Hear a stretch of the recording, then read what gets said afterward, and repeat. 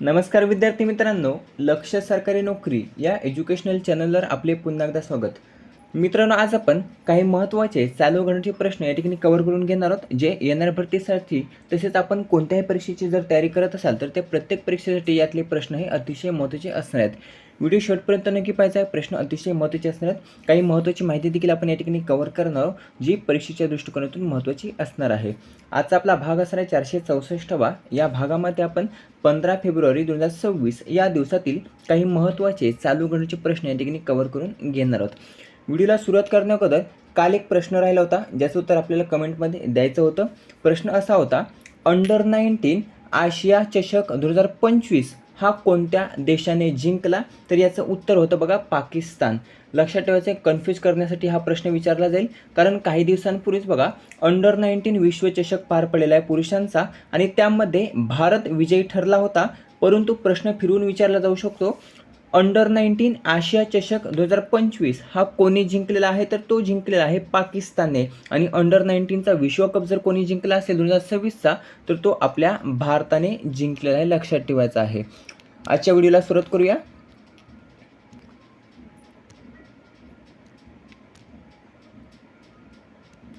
पहिला प्रश्न आहे, भारताने पहिली ब्रिक्स शेर्पा बैठक 2026 ही कोठे आयोजित केली होती?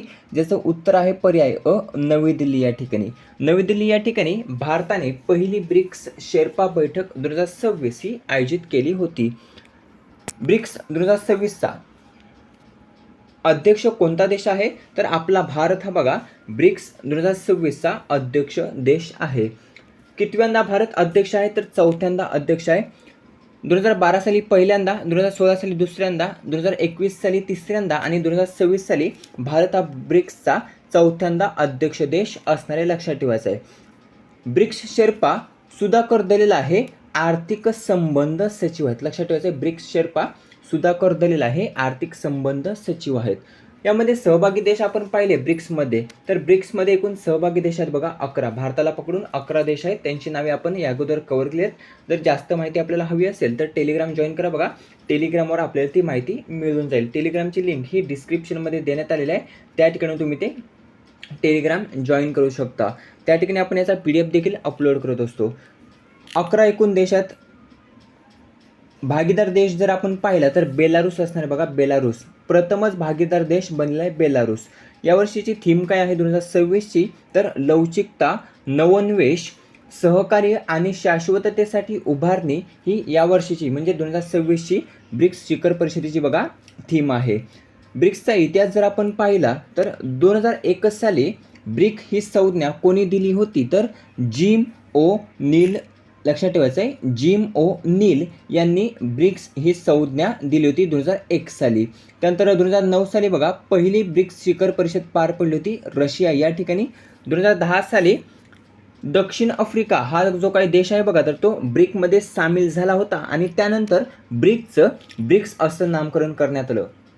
2010 साली दक्षिण आफ्रिका समाविष्ट झाला, त्यानंतर ब्रिक्स असं नाव झालं.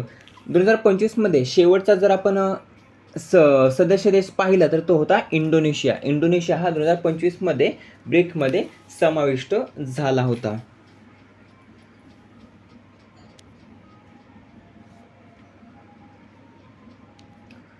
पुढील प्रश्न आहे दुसरा, पंतप्रधान मोदींनी पाहणी केलेले कुमार वर्मा भास्कर सेतू हे कोणत्या राज्यातील आहे? प्रश्न अतिशय महत्त्वाचा आहे, विचारला जाऊ शकतो. तर नुकतंच पंतप्रधान नरेंद्र मोदींनी बघा कुमार वर्मा भास्कर सेतू या ठिकाणचे जे काही सेतू आहे बघा, तर या सेतूची पाहणी केली होती. आणि हे जे काही कुमार वर्मा भास्कर सेतू आहे तर ते कोणत्या राज्यातील आहे? तर त्याचं उत्तर आहे बघा पर्याय ड, आसाम.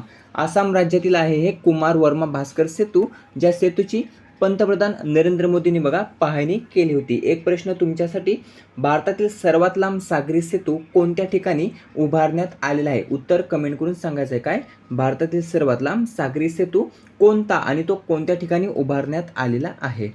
काही महत्त्वाची माहिती पाहूया. हा जो काही कुमार वर्मा भास्कर सेतू आहे तर तो आसाम राज्यामध्ये आहे, जो गुवाहाटी आणि उत्तर गुवाहाटीला जोडणारा आहे. गुवाहाटी आणि उत्तर गुवाहाटीला तो जोडणारा आहे. कोणत्या नदीवर बांधण्यात आलेला आहे? तर ब्रह्मपुत्रा नदीवर तो बांधण्यात आलेला आहे. लांबी आहे 3 किलोमीटर, लक्षात ठेवायचं आहे. किती पदरी विचारला तर लक्षात ठेवायचं आहे 6 पदरी पूल आहे, 6 पदरी. पुढील प्रश्न आहे तिसरा, बांगलादेशचे नवीन पंतप्रधान खालीलपैकी कोण बनणार आहेत? तर नुकतंच बांगलादेशमध्ये BNP म्हणजेच बांगलादेश नॅशनलिस्ट पार्टी या पक्षाची बघा सत्ता आली. त्यानंतर आता बांगलादेशचे नवे पंतप्रधान असणार आहेत पर्याय क तारिक रहमान. नाव लक्षात ठेवायचे, तारिक रहमान हे आता बांगलादेशचे नवे पंतप्रधान असणार आहेत. मोहम्मद युनूस हे अंतरिम सरकार होतं बघा, अंतरिम सरकारचे ते प्रमुख होते मोहम्मद युनूस. आता नवीन पंतप्रधान असणारे तारिक रहमान. कोणाचे पुत्र आहेत हे? तर जियाउर रहमान यांचे पुत्र आहेत बघा तारिक रहमान. जियाउर रहमान कोण होते? तर बांगलादेशचे माजी राष्ट्रपती होते, लक्षात ठेवायचं आहे. बांगलादेशचे माजी राष्ट्रपती जियाउर रहमान यांचे ते पुत्र आहेत तारिक रहमान, जे आता बांगलादेशचे नवे पंतप्रधान असणार आहेत. हे जे काही तारिक रहमान होते तर ते 17 वर्ष लंडन या ठिकाणी रहवास करत होते, लक्षात ठेवायचं आहे. 17 वर्षापर्यंत ते लंडन या ठिकाणी रहवास करत होते, परंतु पुन्हा एकदा आता ते बांगलादेशमध्ये परतले आहेत. आणि परतल्यानंतर बघा आता BNP ज्याचे अध्यक्ष आहेत तारिक रहमान, तर या पक्षाची त्या ठिकाणी सत्ता आलेली आहे. या BNP पक्षाने ज्या काही बांगलादेशात 300 जागा आहेत बघा संसदेच्या, तर त्या 300 जागांपैकी जवळपास 150पेक्षा जास्त जागांवर या BNP पक्षाने विजय मिळवलेला आहे. आणि त्यानंतर बांगलादेशमध्ये सत्ता येताच बघा आता तारिक रहमान जे BNP पक्षाचे अध्यक्ष आहेत तर ते आता नवे पंतप्रधान असणार आहेत. 17 किंवा 18 तारखेला बघा शपथविधी सोहळा पार पडणार आहे ढाका या ठिकाणी, जी बांगलादेशची राजधानी आहे. मुख्य विरोधी पक्ष कोणता असणार आहे? तर जमात इस्लामी आघाडी. जमात ए इस्लामी आघाडी हा मुख्य विरोधी पक्ष त्या ठिकाणचा असणार आहे. यामध्ये भारताने देखील प्रतिनिधित्व केले आहे, ज्यामध्ये पंतप्रधान मोदींना बघा निमंत्रण देण्यात आले, लक्षात ठेवायचं आहे. पंतप्रधान नरेंद्र मोदींना बघा निमंत्रण देखील देण्यात आलेलं आहे. पुढील प्रश्न आहे चौथा, जागतिक बाल कर्करोग दिवस कोणत्या दिवशी साजरा करण्यात आला? तर जागतिक बाल कर्करोग दिवस, ज्याला आपण कॅन्सर देखील म्हणतो, तर कॅन्सर किंवा कर्करोग, तर हा बाल कॅन्सर किंवा बाल कर्करोग दिवस हा नुकतंच पर्याय 15 फेब्रुवारीला साजरा करण्यात आला, किंवा तर 15 फेब्रुवारीला. या बाल कर्करोग दिवसाची सुरुवात केव्हा झाली होती? तर 2002 साली या बाल कर्करोग दिवसाची सुरुवात झाली होती. उद्देश काय आहे?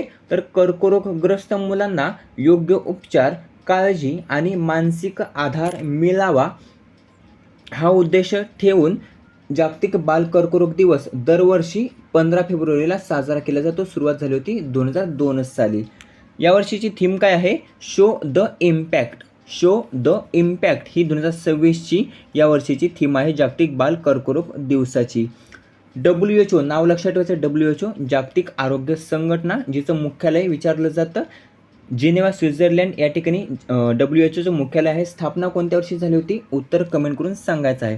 तर जे काही जागतिक आरोग्य संघटना वर्ल्ड हेल्थ ऑर्गनायझेशन आहे बघा, तर हे WHOचे एक लक्ष्य आहे ते या ठिकाणी कव्हर करून घेऊया. 2030 पर्यंत, केव्हापर्यंत? 2030 पर्यंत WHOचं एक लक्ष आहे. ते लक्ष असं की 2030 पर्यंत जगभरातील किमान 60% मुलांचे प्राण वाचवणे हे WHOचे लक्ष आहे.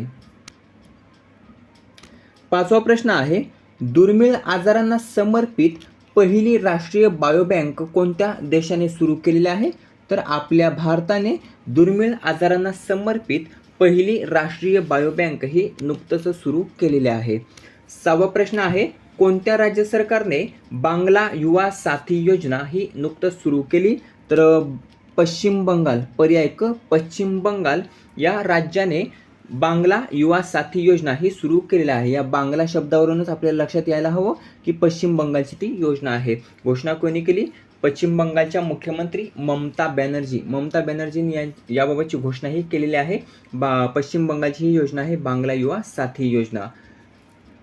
यामध्ये जे काही पात्र उमेदवार असतील तर या पात्र उमेदवारांना बघा थेट बँक खात्यांमध्ये दरमहा 1500 रुपये प्राप्त होणार आहेत. किती? 1500 रुपये. काही महत्त्वाच्या अटी पात्रता देखील या ठिकाणी असणार आहेत. हा जो काही लाभ असणार आहे तर तो फक्त 5 वर्षापर्यंत असणार आहे. किती? 5 वर्षापर्यंतच हा लाभ असणार आहे.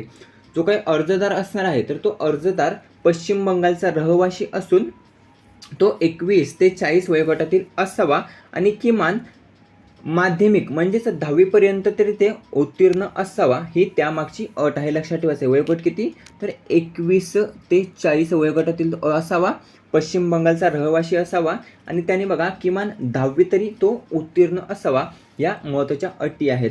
लाभ असणार आहे तो फक्त 5 वर्षांपुरताच असणार आहे. पात्र उमेदवारांच्या बँक खात्यांमध्ये दरमहा 1500 रुपये जमा होणार आहेत.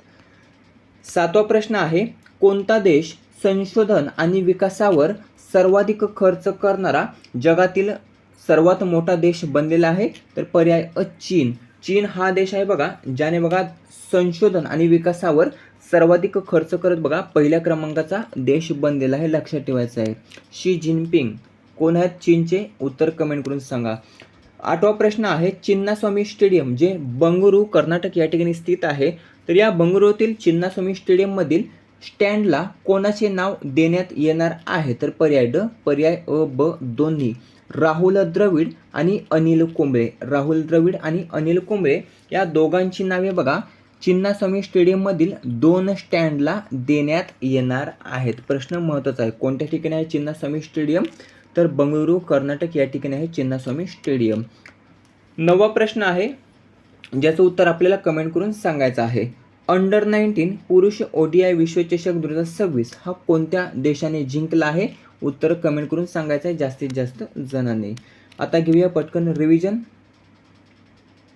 प्रश्न पहिला, भारताने पहिली ब्रिक्स शेर्पा बैठक 2026 कोठे आयोजित केली होती? नवी दिल्ली या ठिकाणी आयोजित केली होती. भारताने पहिली ब्रिक्स शेर्पा बैठक 2026. दुसरा प्रश्न आहे, पंतप्रधान नरेंद्र मोदींनी पाहणी केलेले कुमार वर्मा भास्कर सेतू कोणत्या राज्यातील आहे? तर पर्याय ड, आसाम राज्यातील आहे. पंतप्रधान मोदींनी पाहणी केलेले कुमार वर्मा भास्कर सेतू.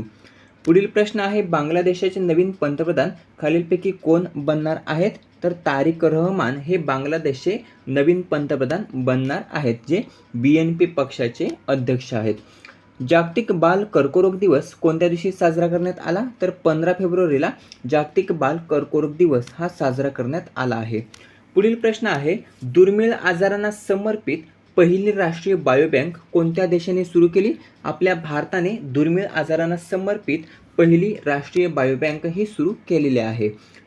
पुढील प्रश्न आहे 6वा, कोणत्या राज्य सरकारने बांगला युवा साथी योजना सुरू केलेली आहे? तर पश्चिम बंगाल या राज्य सरकारने बांगला युवा साथी योजना सुरू केली असून घोषणा केलेली आहे बांगलादेशचे मुख्यमंत्री ममता बॅनर्जी यांनी. कोणता देश संशोधन आणि विकासावर सर्वाधिक खर्च करणारा देश बनलेला आहे? तर चीन हा देश संशोधन आणि विकासावर सर्वाधिक खर्च करणारा देश ठरलेला आहे. 8वा प्रश्न आहे, चिन्नास्वामी स्टेडियममधील स्टँडला कोणाचे नाव देण्यात येणार आहे? तर पर्याय ड, पर्याय अ, ब दोन्ही. राहुल द्रविड आणि अनिल कुंबळे या दोघांची नावे आता चिन्नास्वामी स्टेडियममधील 2 स्टँडला देण्यात येणार आहेत. 9वा प्रश्न उत्तर कमेंट करून सांगायचं आहे. अंडर 19 ODI विश्वचषक 2026 कोणत्या देशाने जिंकला? तर याचं उत्तर जास्तीत जास्त कमेंट करून सांगायचं आहे. व्हिडिओ कसा वाटला कमेंट करून नक्की सांगायचं. व्हिडिओ आवडला असेल तर मित्रांसोबत जास्तीत जास्त शेअर करायचा आहे. याचा PDF हा टेलिग्रामवर प्राप्त होईल.